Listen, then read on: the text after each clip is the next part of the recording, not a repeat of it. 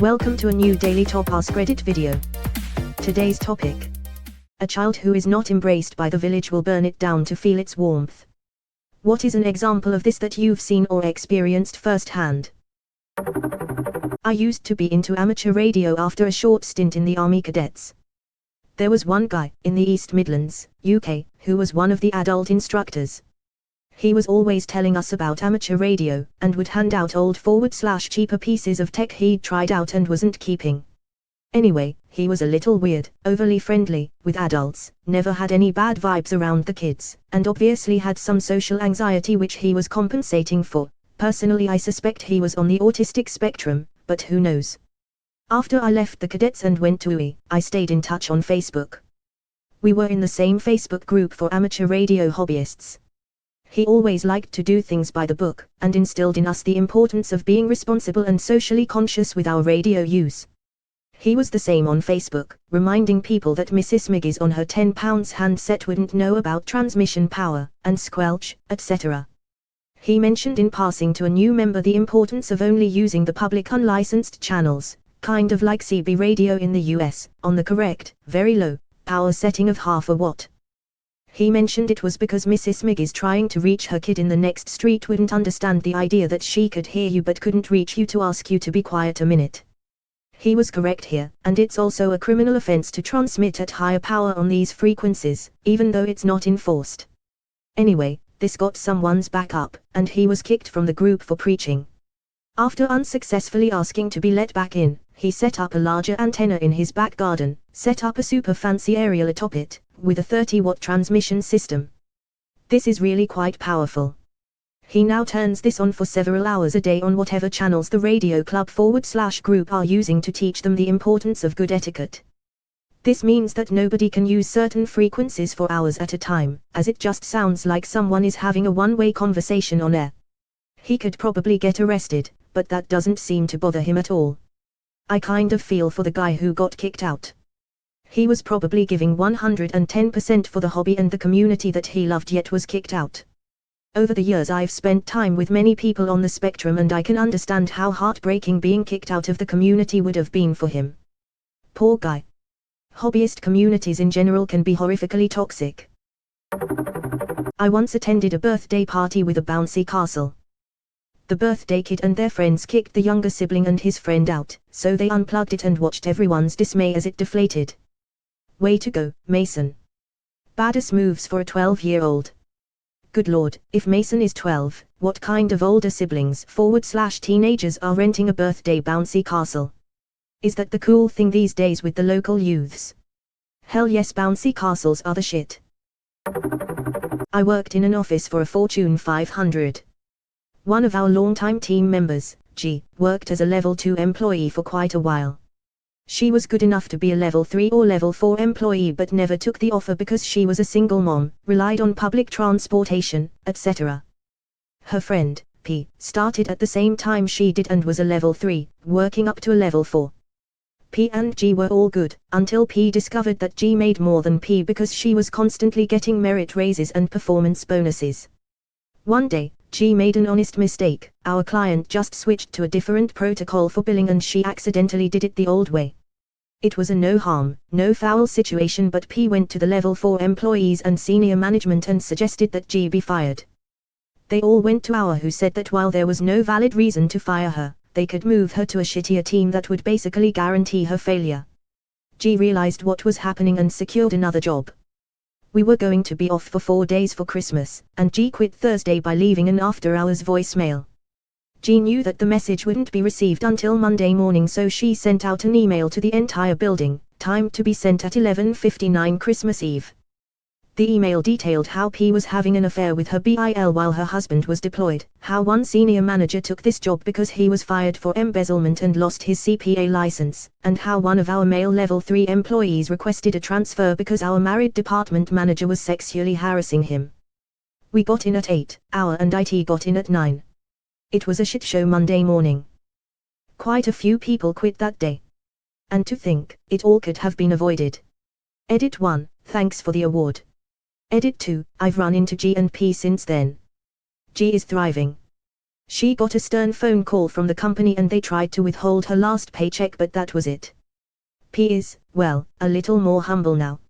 She was going through some serious shit at the time, and while that doesn't excuse any of the shit that she did, I think the letter was a wake-up call that she needed to fix her life.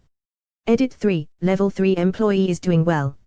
He quit a year after for a better opportunity. The equivalent of walking away from an explosion you lit yourself. Nuclear mic drop. G sounds like AG. This could be applied to my soon-to-be ex-husband. He has mommy issues. He has daddy issues. He has sibling issues.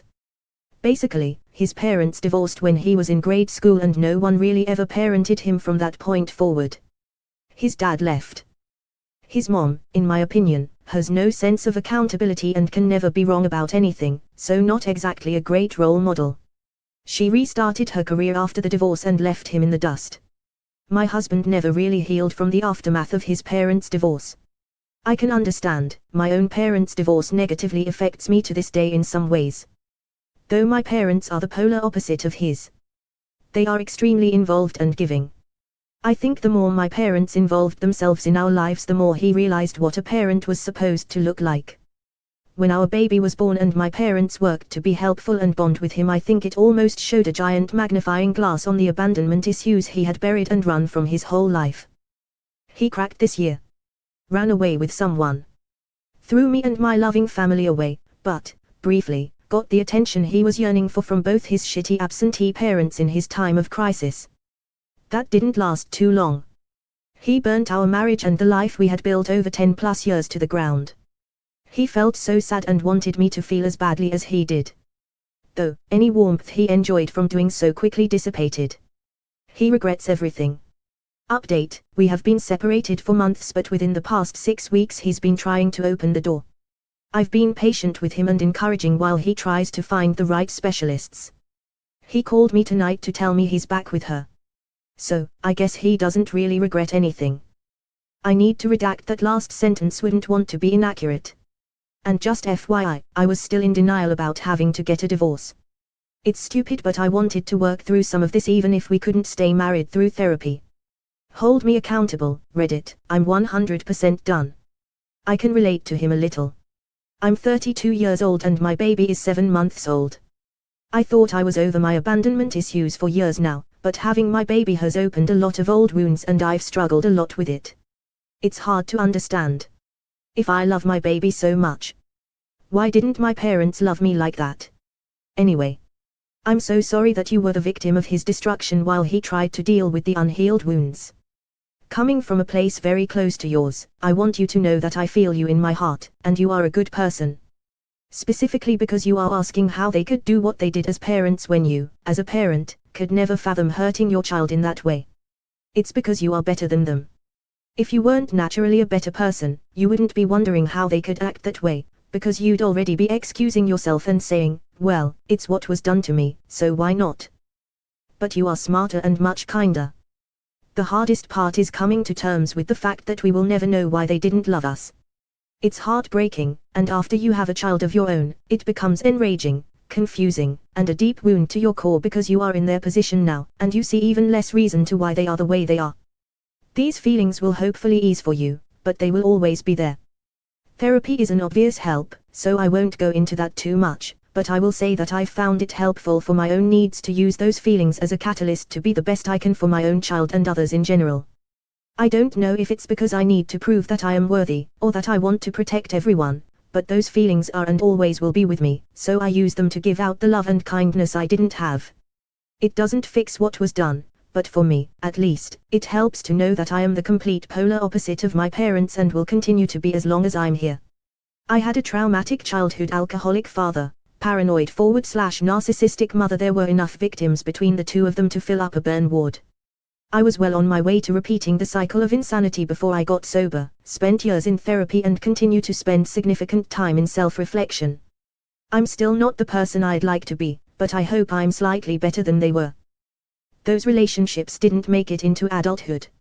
I don't speak to either of my parents. Something that struck an enormous emotional chord with me was mentally reaching out back in time to the boy I was picturing. The many nights I sat on the floor in tears, terrified that my door would open again and one of my parents would come in and start hitting or yelling. Just astral projecting back to that dark room, cradling me in my arms and whispering to that little boy that it's going to be okay, that we're gonna be okay, and I promise that I'm doing everything I can to be the best man I can be for him. That it's gonna be a long, hard road, but in the end, it's all gonna be worth it. I dunno, it kinda helps me.